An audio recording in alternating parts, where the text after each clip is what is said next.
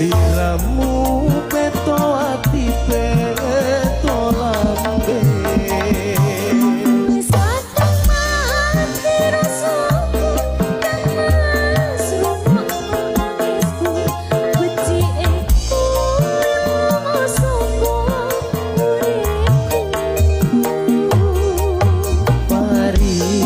sangrangke lintang ing angkasa kowe teko gawe longo marang tresno iki wis dalemku pilihane untukku sepurane yen gawe loro atimu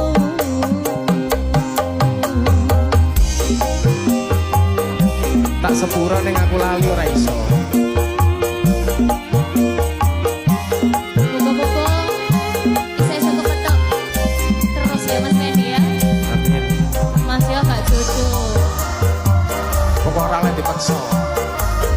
Oke, Bos.